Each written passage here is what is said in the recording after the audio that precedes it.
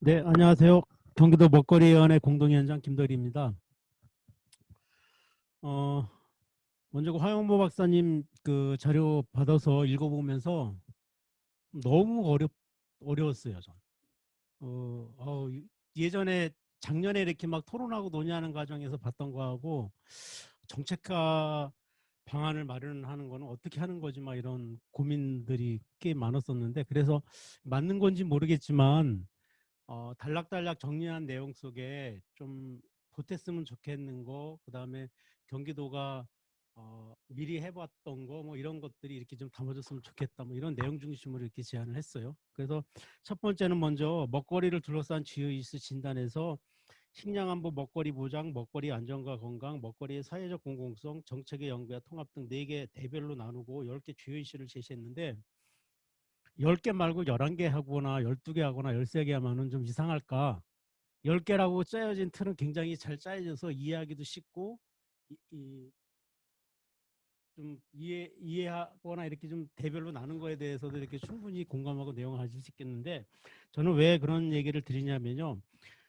어, 분명히 뭐 10개 주요 이슈 속에는 기본적으로 지속 가능한 생산에 대한 내용들이 다 녹아져 있고 담겨져 있을 거라고 생각은 하지만 그 생산 주체인 농민의 문제, 또 주요 수단인 농지의 문제, 농가 소득의 문제 이런 것들이 먹거리 정책을 얘기할 때도 당연히 주요 이슈로 들어가야 되는 거 아닌가. 그래서 최소한 한 꼭지 정도라도 주요 이슈 내용이 여기에 있어야 되겠다.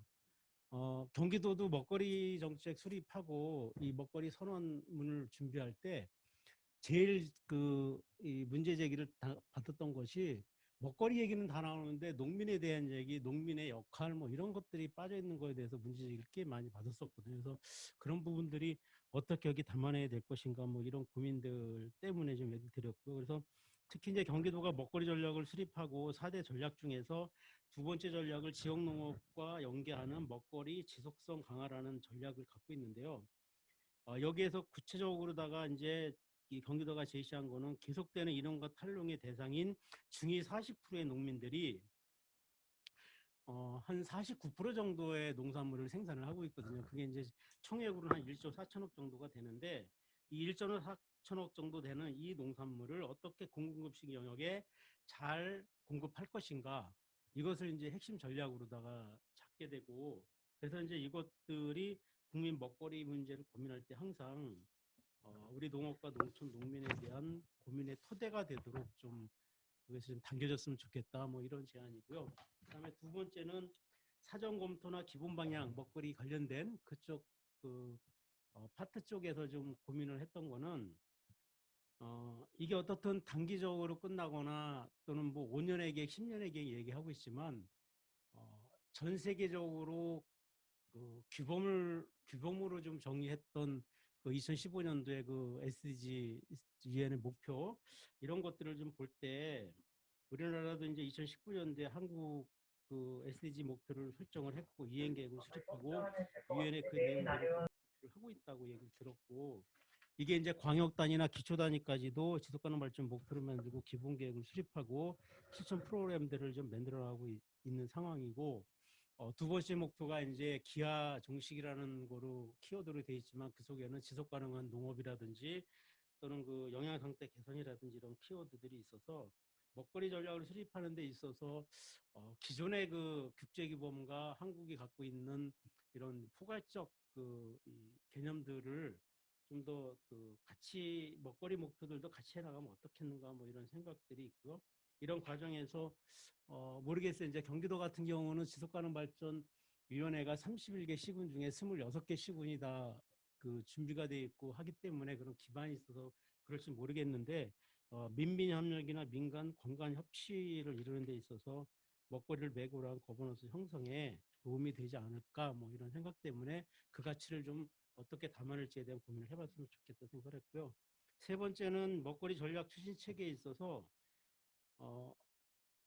그 내용 속에는 이렇게 다 담겨져 있다고 이제 보고 있거든요. 민간의 조직화를 극대화할 수 있는 방도, 그다음에 역량을 강화할 수 있는 수단 이런 것들에 대해서 얘기를 쭉 담고 있는데 그거를 좀 더 구체화하고 정책할 것들에 대한 고민들이 더 있었으면 좋겠다. 그래서 기본법을 제정하는 과정에서 국민적 공감대를 얻어나가는 과정들이 좀 잘 마련됐으면 좋겠다는 생각이 있고요. 지난 2년간 농특위가 해왔던 타운홀 미팅을 좀 더 목적의식적으로 준비할 필요가 있겠다고 생각을 해요. 그래서 그런 과정들을 농특위가 좀 하고 있는데 또 다른 어떤 채널로 할 수 있는 방도가 있을까 좀 고민했으면 좋겠고요. 이제 전국과 광역 기초단위 먹거리 연대나 민간 조직들이 부문 계속 이렇게 좀 만들어지고 있는 이런 과정이 있기 때문에 그것들이 기본적인 힘이 되지 않을까 생각을 해서 이 추진 체계의 그 법을 만들고 또 그것들을 실현시켜 나가고 이런 과정에 민간의 역할들이 높아질 수 있는 방도들을 좀 따로라도 좀 고민이 돼야 되겠다 생각을 하고 있습니다. 더불어서 그 먹거리를 매개로 한 다양한 민간의 실천 활동을 더욱 적극적으로 지원해줄 정책 사업을 좀 꾸준히 준비하고 실현시켜 나가야 되겠고, 이것은 마을에서 서너 명이 하는 사업부터 시군구 단위 규모 있는 사업까지 창의적으로 사업이 만들어지도록 가능하면은 뭔가 이렇게 좀 제한하거나 규정을 짓지 말고 간섭하지 말고 좀 열어놓고 하면 좋겠다는 생각을 해요. 근데 어떻게 이거를 마련할지는 잘 모르겠어요. 그래서 사실 경기도가 그 먹거리 보장 사업을 이렇게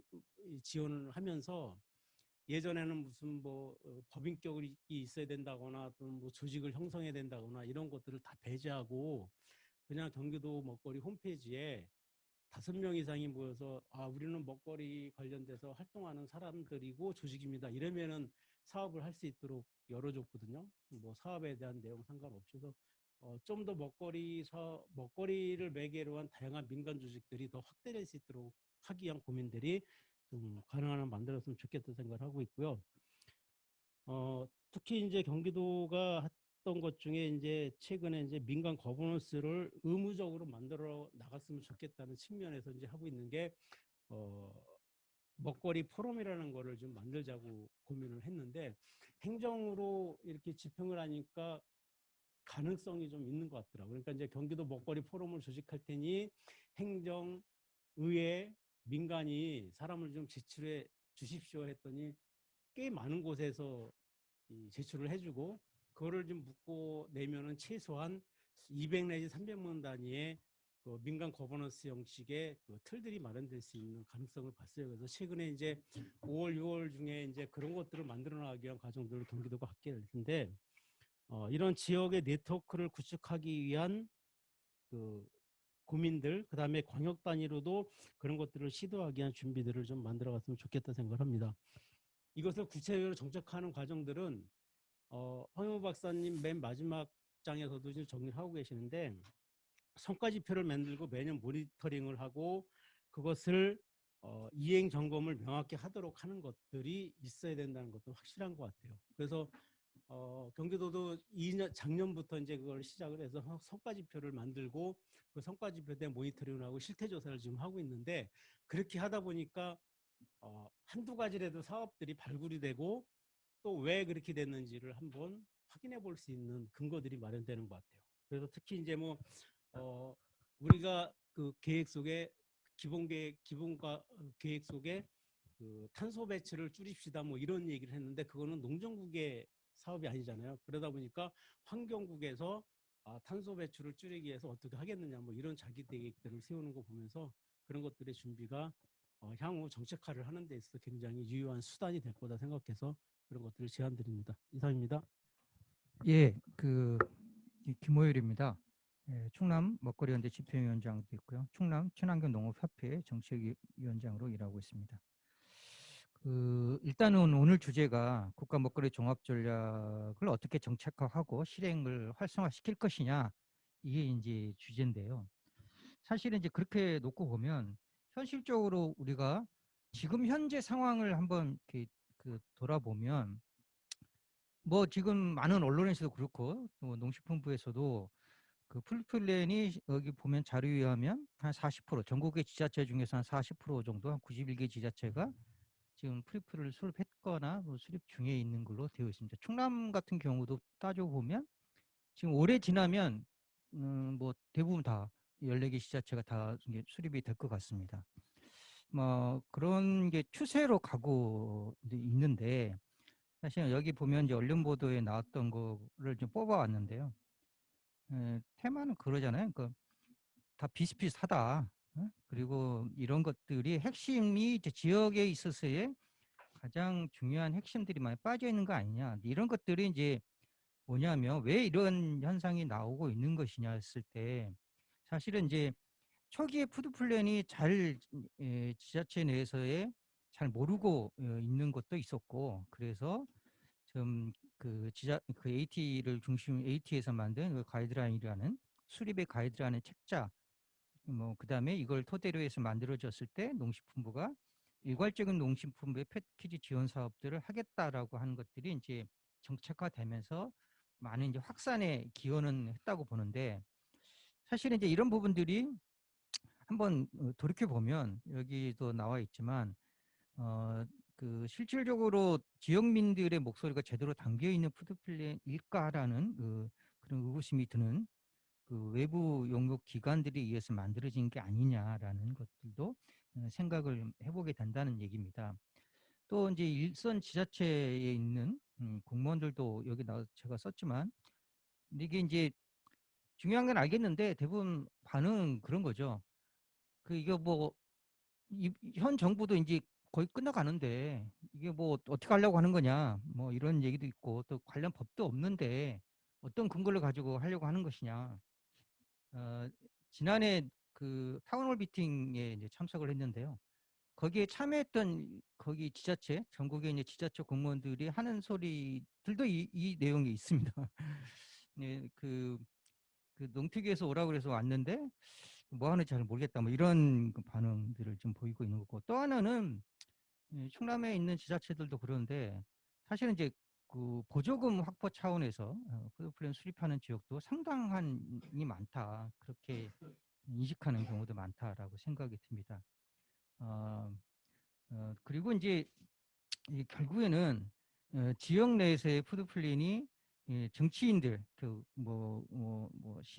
시군 의원이라든가 뭐 의원들도 생각하는 것들도 비슷비슷하다. 제대로 잘 모른다는 얘기죠. 그러니까 주요 정책을 실제로 실행하는 데 있어서의 주요 관계자분들이 실제로 푸드 플랜이 무엇을 의미하고 어떻게 이걸 추진해 가야 된다는 내용을 잘 모르는 것들이 가장 지금 현실에 드러나는 문제가 아니냐 네, 생각이 듭니다. 그렇게 놓고 보면 사실은 이게 정책 전략은 말을 해놓고 실행은 이게 좀 어둡다라는 게 제 개인적인 생각이 드는 솔직한 제 마음입니다. 그래서 사실은 제가 여기 이제 그 토론문에도 언급을 했지만 지난해 이제 농특위에서 사실은 이제 국가 먹거리 종합 전략에 대한 것과 그린 뉴딜 관련해서 그 타운홀 미팅을 했었잖아요. 그래서 많은 분들이 조직이 되고 민간에서도 많이 참여를 했고 했었습니다. 그래서 설명도 듣고 의견도 반영이 됐고 근데 사실 이런 것들이 어떻게 보면 그 발제자분 그 황영욱 박사님이 말씀하셨던 그 수기 과정, 그러니까 민간들이 참여하고 이 정책을 어떻게 그 지역에서 수기할 것이냐에 대한 수기 과정들이 되게 중요한데 그러한 것들의 좋은 사례로 향후에도 갈 수 있는 부분이 있었는데 그 이후로 여러 가지 우여곡절을 겪으면서 이게 이제 거기서 이후에 어떻게 진행되는지에 대한 설명이 없어요. 예를 들면 그런 거잖아요. 거기 논의는 이렇게까지 했고 그러면 현 정부는 정부까지는 어떤 의제를 어떻게 하겠다. 그리고 이거는 우리가 못하니 다음 정부의 농부여서 이어가도록 하겠다. 그리고 그와 관련해서 민간은 어떤 역할로 해줬으면 좋겠다. 그리고 거기 관련해서 우리가 함께 협력해서 풀어갈 과제 뭐다. 이런 좀 핵심적인 실질적인 로드맵들이 좀 이렇게 제시가 돼야 된다는 얘기입니다. 근데 그런 부분들은 농특위가 좀 했으니까 농특위가 지금 이걸 좀 그 차원에서 농특위 차원에서 이 부분들은 꼭 해줘야지 향후에 이 정책이 실질적으로 그 사회적인 공감대를 형성해 가면서 이게 힘을 받아서 가는 것이지 자칫 잘못하면 이게 또 전략으로 끝나지 않을까 이런 생각이 든다는 얘기입니다.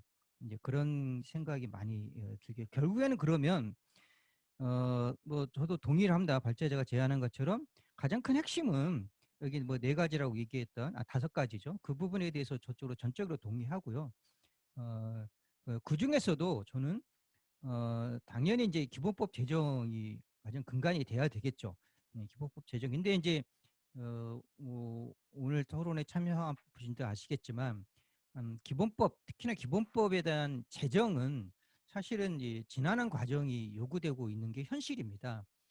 그래서 이제 이 부분들을 언제까지 이게 될 수 있겠느냐에 대해서 속 시원하게 확 얘기할 수 있는 상황도 아닌 부분이 있어서 이 부분들은 가장 중요하고 또 골간을 만들어내서 이에 근거해서 모든 체계들이 만들어질 거라고 누구는 다 공감을 하고 있지만 이게 어떻게 실질적으로 누구로부터 이걸 시작하고 또 어떻게 이거를 잘 네트워킹하고 조직화해서 이걸 풀어갈 것이냐 이 부분에 대해서는 쉽지 않는 게 현실이다는 얘기죠. 그러면 결국에는 민간 거버넌스에 해당되는 민간 협치 기구가 어떻게 잘 조직되고 운영되느냐가 핵심 관건이 될 것이다. 저는 그렇게 생각을 합니다. 이미 지자체 차원에서 모든 그 푸드 플랜을 수립하는 지자체에서 민간 거버넌스를 다 주장하고 있습니다. 그리고 그래서 민간 거버넌스를 어떻게 운영할 것이냐에 대한 얘기도 다 하고 있고 그러면 사실 저희가 예전에 이제 많은 시민사회 활동뿐만 아니라 뭐 그다음에 뭐 먹거리 운동의 역사적 과정을 통해서 봤을 때 사실 이러한 그 민간의 참여를 통해서 만들어가는 역사적 경험들을 다 갖고 있습니다. 그렇게 봤을 때 보면 결국에는 거버넌스가 잘 된다라고 하는 것들은 저는 그렇게 생각합니다. 자치단체장의 어떤 의식을 갖고 있느냐 이게 더 중요하고요.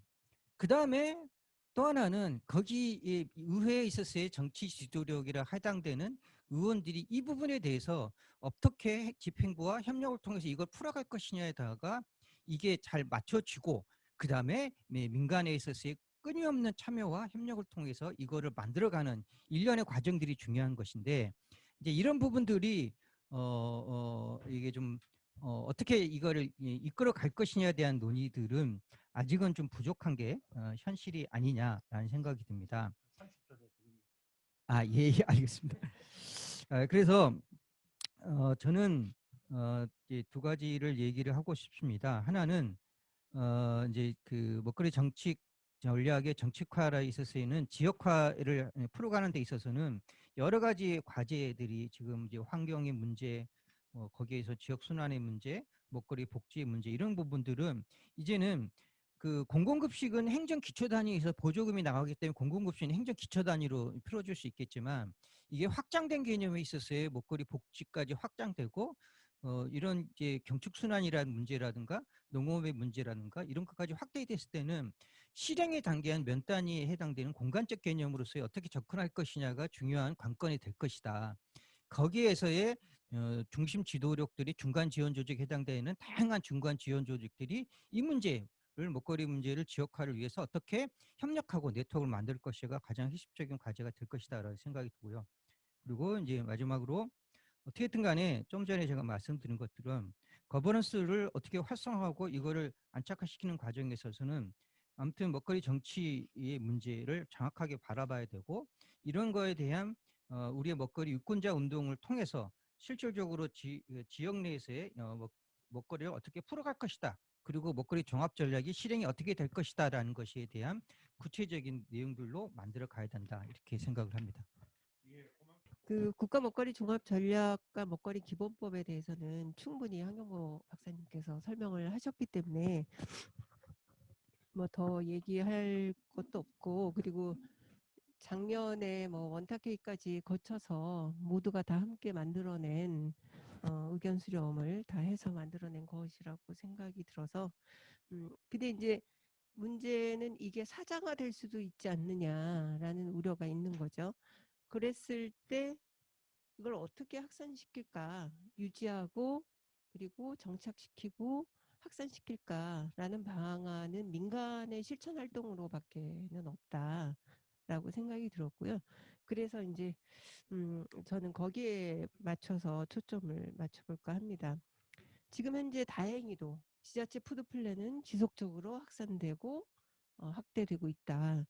그 올해까지 112개소, 현재까지 112개소라는 것 같아요. 농식품부의 그 담당 과장 말이. 그래서 지금 현재 진행이 되고 있는데 문제는 물류 유통 중심이고 가치 중심이 아니라 물류 유통 중심이고 가치가 어디에 있는지가 정확하지 않은 거죠. 그리고 지역 내의 연구 용역을 통해서 수립이 되고 있는데 실제 지역 내의 먹거리 지정의 사람들은 우리 지역의 푸드 플랜이 제대로 진행이 되고 있는지 안 되고 있는지도 잘 모르는 상황이고 또 하나는 지역 내에서도 먹거리 정책이 통합 추진되기가 쉽지 않다. 왜냐하면 이게 분산되어져 있으니까요. 그래서 그 세 가지가 지금 한계가 아닐까라는 생각이 드는데 이거를 우리가 좀 앞으로 잘 진행을 해보면 어, 국가 먹거리 종합 전략을 지역으로 확산하는데 중요한 기점이 되지 않을까라는 생각이 듭니다. 그래서 생각을 해보니까 지역 내 먹거리 연대가 지금 현재 강역 먹거리 연대가 5개소 있고 시군구 먹거리 연대도 자발적으로 스스로 만들어져 창립되고 있어서 정확하게 파악은 안 되고 있지만 저희가 올해 강역 시도 네트워크를 10개소에서 12개소까지 창립을 완료를 하려고 하고 있고 내년도까지는 모두 창립을 하려고 준비를 하고 있기 때문에 강역 시도와 시군구를 통해서 이 국가 먹거리 종합 전략을 해야 되겠다, 확산시켜야 되겠다라고 얘기를 했고요. 생각을 했습니다. 작년도에 그 지자체 민간 거버넌스 교육을 쭉 진행을 10개 지자체에서 진행을 하다 보니까 요구 사항들이 그거였어요. 민간 거버넌스가 굉장히 중요한데 민간 거버넌스가 제대로 진행이 되고 있지 않다. 그래서 사전 사후 민간 거버넌스를 강화시켜야 된다라는 거가 하나 있었고 또 하나는 민간 거버넌스뿐만이 아니라 민민 거버넌스도 굉장히 중요하다. 민간 진영들끼리도 서로 소통이 되고 있지 않다. 라는 얘기들이 있었고요. 전반적으로는 푸드 플랜에 대한 이해도가 그렇게 높지 않다. 푸드 플랜이 112개소가 수립이 되고 있는 거의 50% 가까이 가고 있음에도 불구하고 푸드 플랜에 대한 이해도가 충분하지 않다라는 것들이 있었습니다. 그래서 이 국가 먹거리 종합 전략이 사장화되지 않고 이것이 확대되게 하려면 제가 아까 계속 강의를 한 10번쯤 들은 것 같은데 지금에 와서도 보면 또 새로운 얘기들이 있어요. 아, 그랬었지. 라는 생각이 쭉 드는데 국가 먹거리 종합 전략을 자세히 보고 있으면 이거 자체가 지역 푸드 플랜을 수립하는 데 있어서 기준점이 될 수 있다. 그러니까 바이블이 될 수 있겠다. 그러면 어떻게 지역의 문제점을 진단을 하고 우리의 가치를 세우고 내용을 채우고 사업화해 나갈 것인가 라는 것들이 있는데 지역에서 원하는 게 바로 그거거든요.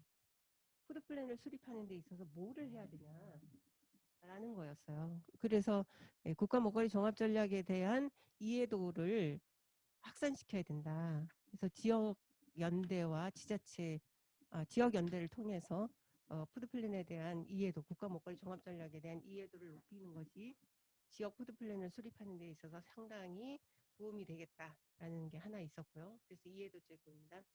두 번째는 지역 내에서 이 푸드 플랜을 수립하고 실천해 가는 데 있어서의 지역 내 민간 진영의 실천 역량이 강화돼야 되는 겁니다.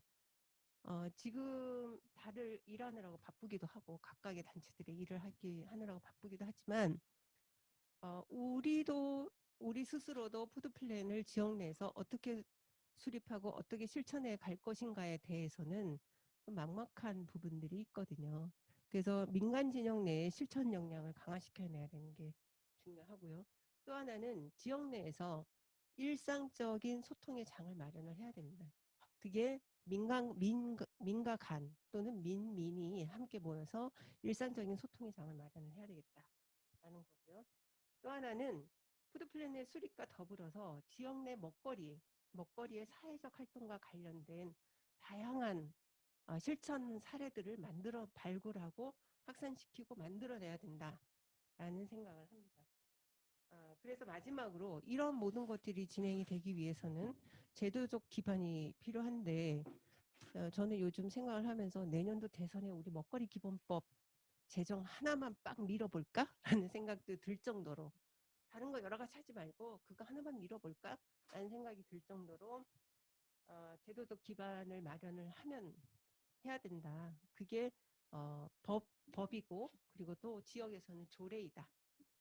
기본법을 농특위에서 만들었고 그거를 기초로 해서 전국 먹거리 연대 차원에서 약간의 수정 보완을 거쳐서 만들어 놓은 법이 있고 지금 그거를 발의하기 위해서 추진을 하고 있습니다. 그 국회의원들을 접촉을 하고 있는 상태고요.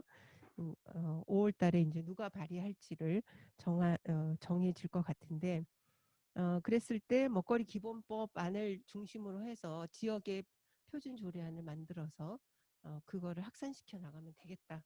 지금 제가 어저께 그 인터넷을 막 뒤지다가 보니까 조례가 늘었더라고요. 지역 조례가 45개로 늘었더라고요.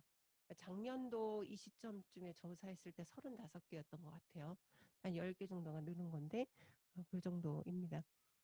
그래서 다행히도 이 지금 5가지 카테고리의 사업들이 지역 먹거리 연대 내에 올해 사업으로 배치가 되어져 있어서 정말 다행이다라는 생각이 듭니다. 그래서 열심히 해서 이게 그 실천, 그러니까 민간의 실천 활동을 통해서 확산이 되고 정부 정책에 어쩔 수 없이 반영될 수 있도록 최선을 다해서 노력하겠습니다. 예, 안녕하세요. 국가 먹거리 종합전략 오늘 뭐 발제 너무 잘 들었고요. 굉장히 사실 복잡한 내용들인데 꼼꼼하게 다 하나부터 열까지 해주시지 않았나 싶습니다. 국가 먹거리 종합전략은 사실 뭐 정책이나 아니면 제도적인 뭐 이런 측면에서 많이 좀 다뤄지고 있는데요. 그런 것들을 왜 우리가 하는 것인지에 대한 좀 운동성 성격을 뭐 그런 당위성이나 아니면 좀 반드시 좀 견제해야 될 점이나 뭐 이런 것들을 좀 한살림 운동 시각으로 한번 좀 살펴봤습니다. 기본적으로 이제 먹거리를 우리가 얘기를 할 때 생산 소비를 얘기는 하지만 좀 따로 떨어뜨려 놓고 보는 경향들이 저는 있다고 보는데요.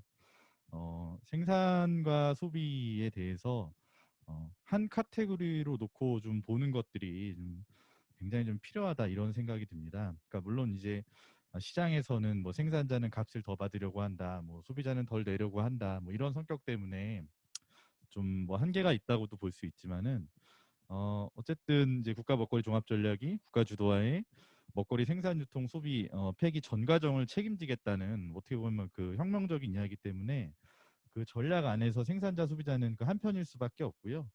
그리고 뭐 생산자가 있어야 소비자가 있고 소비자가 있어야 생산자가 있기 때문에 뭐 때로는 이제 뭐 동전의 앞뒤같이 다른 면이 있지만은 본래는 한 몸이라고 좀 보는 게 옳다. 좀 이렇게 좀 생각을 하고요.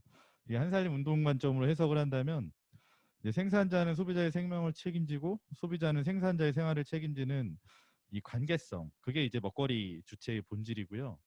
또 이를 뒷받침하는 강력한 실천 방안이 책임 생산, 책임 소비인데 국가 먹거리 종합 전략은 이를 좀 국가적으로 실천하겠다. 좀 이렇게 좀 해석할 수 있다고 좀 볼 수 있습니다. 예, 이 책임 생산 그 책임 소비가 이제 말처럼 쉽지 않죠. 이거를 하려면은 굉장히 그 선명한 약속이 필요합니다. 생산자 소비자가 선명한 약속을 해야 되는데 먼저 이제 무엇을 먹을 것인가에 대한 약속인데 지금 뭐 시대 상황 자체가 뭐 기후위기 시대라서 이거에 대해서는 뭐 고민의 지점은 좀 아닐 거라고 봅니다. 그래서 건강하고 뭐 지속 가능한 먹거리 위해서 이제 친환경 먹거리를 좀 우선순위에 둘 수밖에 없다라고 보는데 뭐 지금 당장 이 친환경 먹거리 생산 소비가 어려운 이들도 있습니다. 좀 그렇기 때문에 좀 대책도 좀 동시에 마련돼야 된다고 생각합니다. 뭐 가령 친환경 직불금 뭐 있긴 한데 뭐 좀 확대해야 되고 뭐 농민 기본소득이나 아니면 이제 소비자들을 위해서 뭐 시기별 뭐 친환경 뭐 바우처를 지급하는 등의 좀 이런 것들도 좀 동시에 좀 마련돼야 될 것 같고요. 또 어떻게 보면 또 지금 과학 기술이 좀 발전되고 뭐 새로운 먹거리들이 나오고 있습니다. 뭐 굉장히 뭐 빠른 주기로 나오고 있는데요. 뭐 이런 것들에 대한 논의가 좀 필요합니다. 그러니까 정의를 좀 해야 되는 거죠. 그러니까 스마트팜이 그냥 합리적인지, 뭐 양액 재배가 맞는 건지, 그리고 뭐 미래 식량으로 곤충 뭐 제시하고 있잖아요, 국가 차원에서. 근데 이제 뭐 설국열차만 봐도 그 바퀴벌레를 가지고 만든 그런 거에 대해서 거의 뭐 뭐라고 할까 고문 수준으로 받아들이는데, 근데 그런 유형의 먹거리를 이걸 우리가 먹으려고 준비하는 게 맞아? 또 그리고 뭐, 뭐 GMO 같은 경우도 기본적으로 반대는 했는데 지금도 반대하는 게 맞는지, 또 아니면은 사실 이제 제가 어제 뭐 문건 하나 보고 좀 많이 좀 불편했는데, 이제 유전자 가위가 이제 최신 GMO 기술인데 국가적으로 보고서가 나왔어요. 논 GMO로 하자. 근데 이제 그 안에 국내 전문가나 이런 관련된 사람들의 의견을 많이 반영돼 있는데 시민사회의 의견은 하나도 반영이 안 돼 있어요. 근데 이제 완전 새로운 유형의 먹거리를 먹는데 논의가 없는 거죠. 그래서 이런 것들에 대해서 우리는 좀 계속 확인을 해야 되는 겁니다. 그런 것들이 있어서 강력한 약속이 돼야 되고, 그 안에 너무 당연한 거죠. 먹거리 생산 증산도 이제 필수적인데, 근데 좀 잡곡이나 사료나 가공 원료들까지도 좀 봐야 되는 거고요. 또 이 시스템 안에서 이제 정부 주도의 뭐 시스템들이 지금 뭐 한계가 있죠. 특히 이제 친환경 인증 부분인데, 뭐 결과 중심의 인증제로는 한계가 있는데 이런 부분들도 더 좀 디벨롭 해야 되지 않을까 생각합니다. 그래서 이런 걸 논의하려면은 저는 그래서 먹거리 기본법이 좀 핵심이라고 봅니다. 그래서 이제 그 안에 있는 이제 뭐 공론회장 뭐 이런 것들인데, 이런 것들을 어떻게 운영할 것인가를 우리가 정책 제도를 만드는 역량의 절반 이상을 좀 투여해야 되지 않을까 생각됩니다. 뭐 한살림을 뭐 예를 들자면은 뭐 쌀 생산 관련회의라는 게 있는데요. 뭐 이 안에서 뭐 시기에 따라서 어떤 품종을 할 것인지, 또 아니면 어느 정도 양을 할 것인지, 그다음에 뭐 예를 들어 뭐 인증이 뭐 취소가 됐던 뭐 일도 있었는데요. 그럼에도 불구하고 우리가 책임 생산, 책임 소비를 하기로 했으면은 감수하고 뭐 해야 된다는 것인지. 왜냐하면 그게 누군가의 잘못이 아니라 시대적인 뭐 어쩔 수 없는 그런 잘못들이 있었기 때문에 좀 그런 건데요. 그래서 좀 이런 식의 공론의 장을 아주 잘 준비를 해야 되고, 그리고 사실 우리나라가 뭐 민간 거버넌스가 없지는 않습니다. 뭐 저도 뭐 참여하고 있는 것들이 있는데, 이제 그곳에 들어갔을 때 전문가들 위주로 좀 가는 경향들이 있어요. 근데 이거에 대해서는 약간 문제 제기를 좀 해야 된다고 생각하고요. 전문가들이 시민들이 주도적으로 참여할 수 있게 서포팅하는데 오히려 좀 집중을 해야 되고, 그리고 그 결정권들에 대해서는 좀 시민들이 가져갈 수 있게 좀 그렇게 좀 민간 거버넌스가 제대로 운영될 수 있게 해야 되는 것도 좀 명확히 좀 명시돼야 되지 않을까 생각합니다. 그리고 이제 시대적 요구도 되게 중요합니다. 이거는 제가 뭐 현장에서 이제 듣는 이야기들인데요. 뭐 아까 뭐 기후위기에 대한 얘기도 하지만 뭐 이 가격적인 부분에 대해서는 생산자나 소비자나 둘 다 어려움을 표현합니다. 근데 이런 부분들은 공동으로 요구를 해야 될 때 가능하다 생각이 드는 겁니다.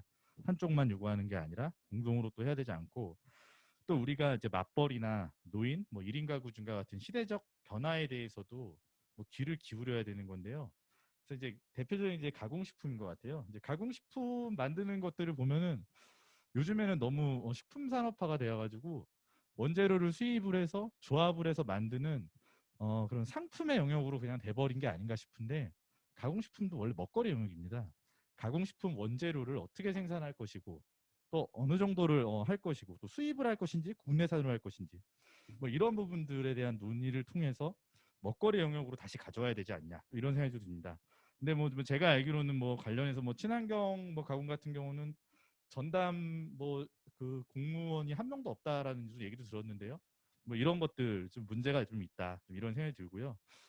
그래서 가공식품 원재료를 좀 집중해야 되고, 이제 한살림 같은 경우도 뭐 사실 모든 가공식품까지 다 친환경으로 하기 어려운 한계가 있습니다. 그래도 이제 국내산부터 계속 해가지고 지금은 이제 두부 같은 경우는 좀 무농약으로 올려가지고 좀 병행으로 생산하고 있는데요. 물론 이게 다 소비가 뒷받침이 돼서 된 거겠지만 좀 장기적인 관점을 가지고 좀 해야 된다고 보고요. 또 그리고 지금 그 생협, 그러니까 한살림 같은 생협이나 이런 데들이 오프라인 매장이 상당히 많은데요. 좀 이런 것들을 좀 활용하는 것도 되게 좀 실효성 있지 않나 생각이 듭니다. 그러니까 생산자, 소비자의 좀 접근성을 좀 동시에 늘리는 걸 좀 고려해야 된다고 보는 거고요. 뭐 임산부 뭐 친환경 꾸러미 지원 사업 같은 경우인데 이건 뭐 아내 뭐 친구한테 뭐 들은 이야기인데 왜 가까운 데에 있는데 거기서는 이용을 못 하고 어떤 특정한 절차를 통해서만 해야 되는지 좀 모르겠다. 이런 불편함을 또 많이 문제 제기를 하는 거예요. 근데 이제 기존에 알아서 잘하고 있는 것들이 있었어요. 뭐 예를 들어 이제 한살림에서는 그 출산한 조합원에게 소고기랑 이제 미역을 주는 뭐 그런 것들이 있었는데 뭐 그런 것들을 뭐 선택할 수 있게 자연스럽게 선택할 수 있게 하게 다양성을 주고 이를 지원하는 방향으로 좀 이런 그 다양성을 우리가 좀 고민해야 된다. 예, 이 정도로 하겠습니다.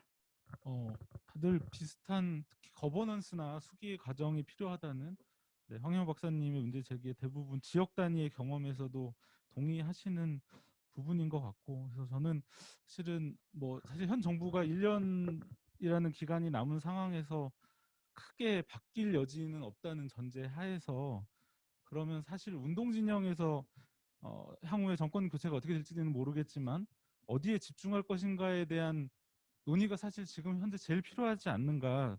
이 박사 발제하신 부분에 가장 전부체적으로 동의를 하면서 그런 차원에서 좀 고민을 했습니다. 근데 그래서 이 두 가지를 제기한 게 상당히 연결이 돼 있는 건데 정부가 지역 단위 푸드 플랜은 벌써 초과 달성을 한 거죠. 원래 22년 100개, 25년 전 지자체를 목표를 제시를 했는데 거의 벌써 초과 달성에 양적으로는 다가가는 모습을 보이는데 실제 이보이채 집행위원장님 말씀하셨지만 지역 단위 푸드 플랜이 우리 국가 단위에서 어떤 결과물을 낼 것인가에 대한 가이드라인과 방향성이 먼저 나와는 측면도 있어야 되는데 먼저 지역 단위 갔다고 하더라도 지금에서 더 많이 지역들이 개별적으로 가기 전에 정부 차원의 전략이 필요한 시점에 여전히 국가 종합 전략에는 힘을 싣지 않고 있다.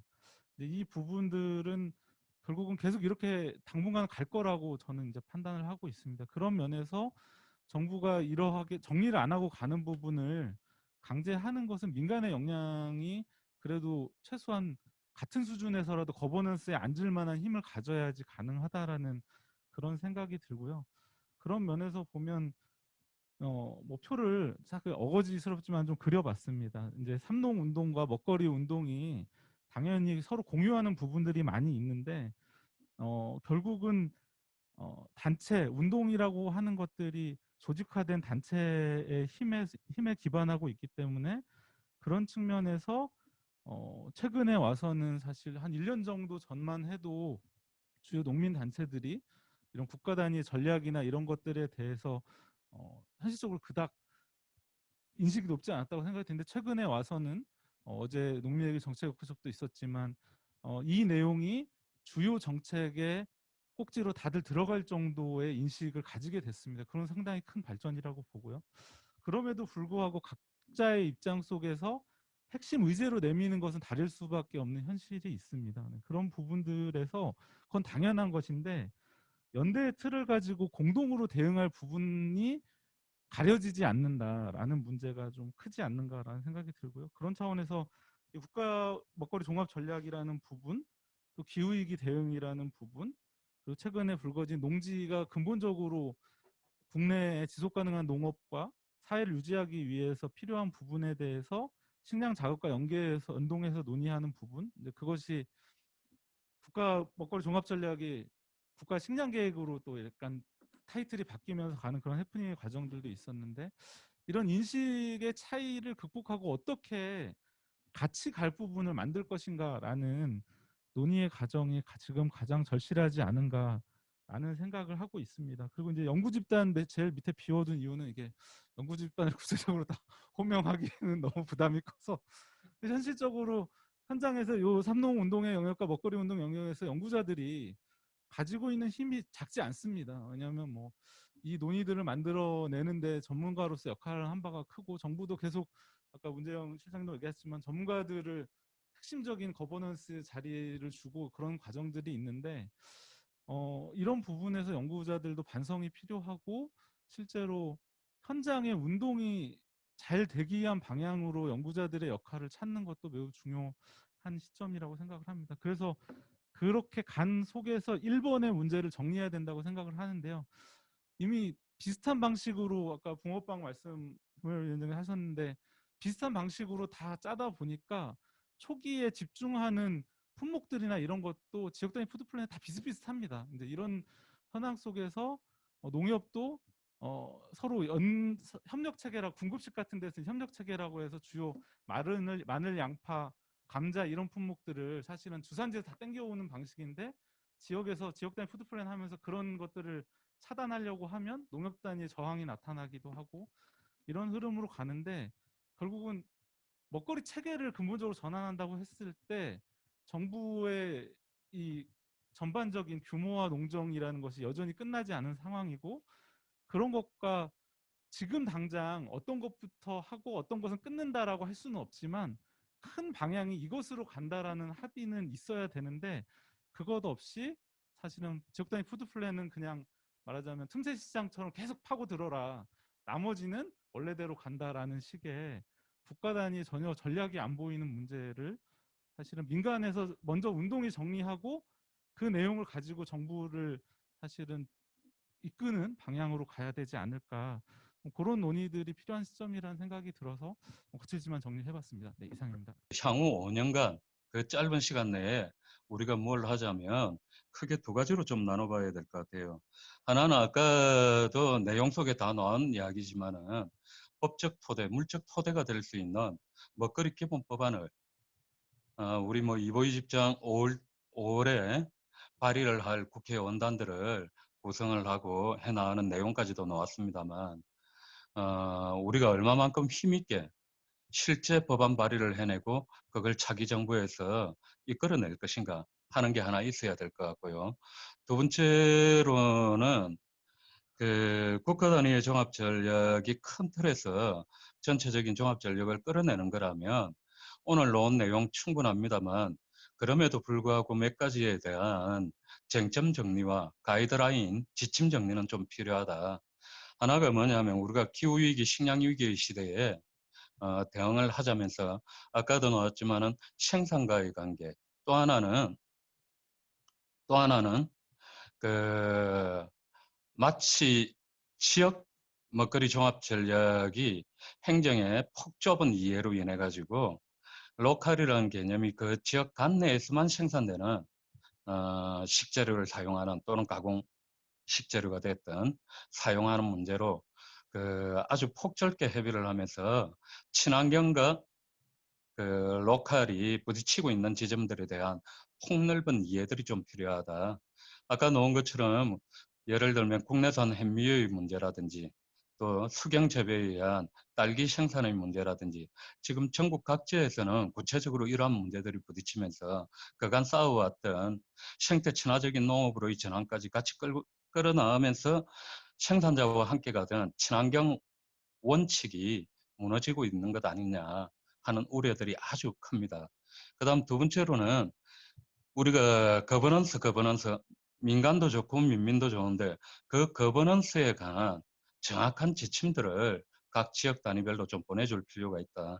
그래서 실제로 지역에서 논의를 할 때 논의 초기부터 그런 거버넌스들이 자충우돌을 하건 여러 실패를 겪던 그 모든 경험들이 그 지역의 자산이 될 수 있도록 진행이 되어져야 되는데 전혀 그러지 못하고 있는 것 아니냐.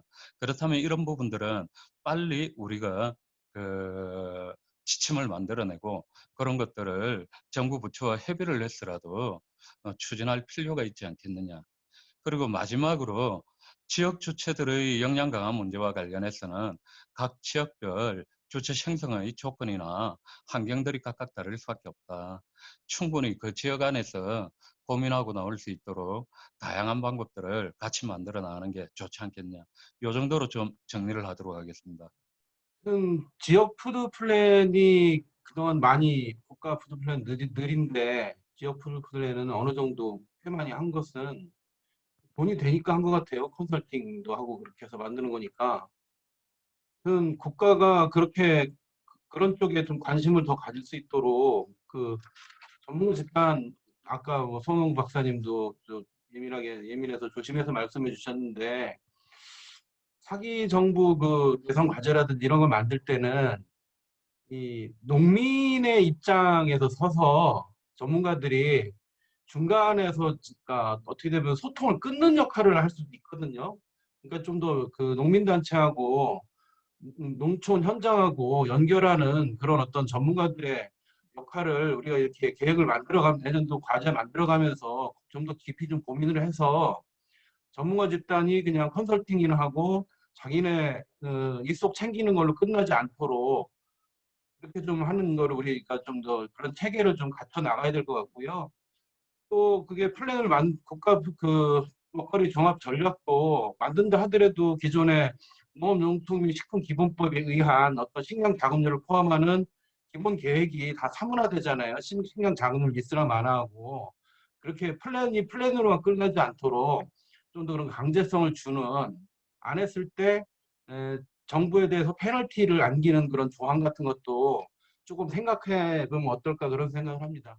예. 저는 오늘 얘기 들으면서 결국은 이 법 제정을 하려면 급식운동 초기가 생각나는 거예요. 조례제정을 아무리 급식법을 개정을 하려고 하는데 뭐 전혀 진척이 안 되니까 저희가 1박 2일 워크숍 하면서 정리했던 거는 학교급식 지원조례 제정을 주민조례 발의로 밑으로부터의 참여를 이끌어내서 조례와 함께 급식법 개정을 해나가자라고 결의했던 게 2002년인가 3년 아무튼 강화도에서 우리가 워크숍 하면서 했던 건데 저는 오늘도 이제 매번 그렇습니다. 우리 전국 먹거리연대 회의할 때 가서도 느끼는 것, 지금 여기서 느끼는 것, 각 지역에 가서 제가 느낄 때도 보면 아까 이보희 집장이 이제 전국에 먹거리 기본 조례가 40여 개 만들어졌다고 하는데 제가 올 연초에 그걸 다 모니터해 봤어요.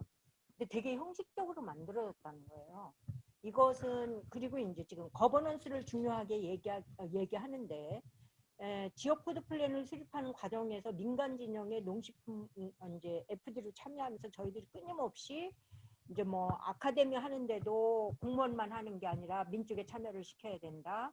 거버넌스가 중요하다. 이런 것들이 이제 다 내려가기는 하는데 실제로 이제 행정조직도 준비가 안 돼 있지만 민족에도 전혀 준비가 안 돼 있는 이런 현실 속에서 우리가 학교급식 지원 조례 제정을 하려고 할 때는 그걸 준비하면서 우리가 공부하고 추진하고 거리에 나가서 시민들과 소통하면서 밑으로부터의 참여를 이끌어내서 그 힘으로 저는 법도 개정되고 조례도 제정이 됐었다. 근데 이제 돌이켜보면 우리 그러니까 시민사회 역량이 그만큼 되느냐. 그러니까 먹거리 진영, 농민 진영뿐만이 아니라 모든 시민사회 진영이 지금 힘이 이제 다운돼 있는 이런 상황 속에서 저는 좀 그런 것들을 통해서 좀 우리가 저는 이제 되게 최근에 제가 여기저기 강의 다니면서 느끼는 거는 기후 문제, 탄소 중립 2050 이 부분에 대해서는 되게 이제 반응이 되게 이제 민감하게 되고 있기 때문에 저는 먹거리 기본법 제정과 그다음에 이제 지금 기후위기 시대에 본 먹거리 위기라는 인지하에 탄소 중립 실현을 위해서 우리는 먹거리 기본법도 제정해야 되고 조례 제정도 해야 되고 지역 푸드 플랜도 수립해야 되고 국가 먹거리 종합 전략을 세워야 된다라는 어떤 키워드 속에서 좀 힘 있는 시민사회 운동을 좀 뭔가 우리가 만들어내야 되겠다. 우리 배혁병 대표께서 중요한 얘기를 했는데 급식법을 고치고 만들고 하는 힘들었잖아요, 엄청. 근데 그거는 메시지가 분명했거든. 사람들 다 알아들어. 아이고 애들 잘 먹여야지 왜 애들 잘 안 먹여 그러는 거야. 그래서 그게 그렇게 메시지가 분명한 것도 사실은 굉장히 어려웠어. 여러 가지 이유가 있겠지. 근데 이 국가 먹거리 기본법은 메시지가 없어. 그러니까 사람들이 들었을 때 그래 그거 해야 돼. 그거 안 하면 큰일 나. 이렇게 일반 사람들이 여기에 말하자면은 종사하고 있는 이 업계 종사하고 있는 사람들 말고 일반 사람이 들었을 때에 아까 얘기했듯이 뭐 학교 급식 뭐 이런 거 잘 모르지만 그거 금방 알아듣고 아이가 이렇게 한단 말이잖아. 근데 국가 먹거리 기본법은 내가 봐서는 그 메시지가 분명치 않아. 그래서 이거는 굉장히 힘들 것 같아. 이런 생각이 드는 거예요, 내가. 아까 학교 급식법 그러니까 메시지가 분명하도 힘든데. 그리고 또 사회적으로도 사회적 경제에 대해서는 그래도 뭐라 해야 돼? 내가 볼 때는 먹거리가 훨씬 더 우리 생활이 밀접한 것임에도 불구하고 사람들이 법이 필요하다 그러면은 먹거리 기본법은 사회적인 기본이 필요하다 생각할 것 같아. 그러니까 법으로 얘기하자면은. 근데 그것도 잘 안 되잖아요. 그래서 첫 번째 내가 이 먹거리 기본법이 정말 중요하다고 한다면은 사람들한테 왜 이걸 제정해야 되는지 것을 이 업계에 있는 사람이 아닌 다른 사람들이 듣고 쉽게 이해할 수 있는 게 필요하다 생각합니다. 이제 허위사보도 얘기를 했는데 먹거리 기본권 보장. 먹거리 기본권 보장이 뭐지? 그 먹거리 기본 보장인데 나한테 뭐가 이익이 있다는 얘기지? 이거를 어쨌든 사람들한테 조금 메시지가 분명한 게 좋겠다. 이 말씀을 좀 첫 번째 드리고 싶고요. 그 다음에 이제 그 먹거리 법을 만드는 것도 중요하고 그것도 위원회 또 설치를 얘기하고 있잖아요. 이게 근데 우리가 그동안에 사실 내가 늘 한 얘기인데 만들기도 힘들지만 이 서비스 국가가 하는 서비스 중에 뭐냐 법 서비스 위원회 서비스가 있다. 그러니까 법을 만들어서 유명무실화하고 위원회를 만들어서 유명무실화하는 좀 안 된 얘기지만 이 정부의 지금 대통령 직속위원회가 20몇 개 있지만 제대로 기능하는 게 하나도 없어. 근데 사람들은 다 대통령 직속위원회 만들어달라고 막 그냥 난리를 치는데 만들어서 그거 만들기도 힘들지. 근데 만들어놔도 실제로 기능하고 있는 것이 없단 말이야. 그래서 만약에 이게 더 왜 이런 문제가 있냐면은 그 법의 구속력이 강하고 위원회가 만약에 힘 있는 위원회 만들려고 하면 못 만들 거야 아마. 그냥 법 서비스청 차원에서 아까 조례도 마찬가지. 조례 하려다 보니까 조례 그냥 만들어 줄게. 그냥 만들어 놓으면 그냥 끝난 거지. 그러니까 이렇게 하면 조례가 만들어지는데 정말로 그 조례를 만들어 놓은 공무원들이 거기에 딱 구속이 돼가지고 꼼짝 못하는 조례를 만든다 예를 들면은 그럼 결사반대 조례 못 만들게 하겠지. 그래서 제가 드리는 말씀은 간단히 얘기를 하면은 우선 법을 만들려고 한다면 왜 그 법을 만들어야 되는가 하는 것을 조금 더 일반 사람들이 알아들 수 있는 메시지 뭐 하나 둘 딱 전달이 돼야 된다 이렇게 생각을 하고요. 그다음에 두 번째로는 이 법이 만들 때 그냥 뭐 좋은 얘기하는 법 만들어 가지고는 소용이 없다. 법 서비스, 위원회 서비스 하는 것은 안 된다니까. 그렇게 보면은 굉장히 그 뭐라지? 이걸 만드는 사람들이 상당한 정도의 그 힘이 있어야 되는데 그렇게 에? 구성력이 있는 걸 만들려면 그래서 그런 거 어떻게 할 수 있을까 생각을 해보는데 그럼 거꾸로 돌아가서 이것보다는 좀 작은 게 뭐야? 로컬 푸드 뭐 지역 푸드 플랜이잖아요. 그럼 지역 푸드 플랜은 요새 얼마씩 하는 거예요? 보통 1억 2억이지. 그러니까 그것도 1억만 주면은 뭐 골치 아프게 굴면은 1억만 주면 업자들이 컨설턴트를 잘 만들어 오잖아. 그럼 단체장들은 푸드 플랜 만든 걸로 말하자면은 자기 일한 거지. 푸드 플랜이 뭐 지켜지고 안 지켜지고 내가 만들었다는 거지 말자면은. 그래서 그렇지 않고 그만한 지역 푸드 플랜이 제대로 만들어져 가지고 제대로 이행이 되고 있는 그런 지역이랄까 그런 사례를 조금 더 고민을 해서 그것에 조금 확장을 시키는 방법이랄까 그런 조금 뭔가 사람들이 이렇게 머릿속에 이렇게 하면은 이렇게 푸드 플랜을 만들고 이렇게 이런 내용을 담으면은 어떻게 또 하면은 지켜지겠구나 하는 이 그림이 좀 그려지면 좋겠다 생각합니다. 그걸 무식하면 뭐 로드맵 이렇게 얘기하셨는데 어쨌든 그런 식의 생각이 잠깐 들었습니다.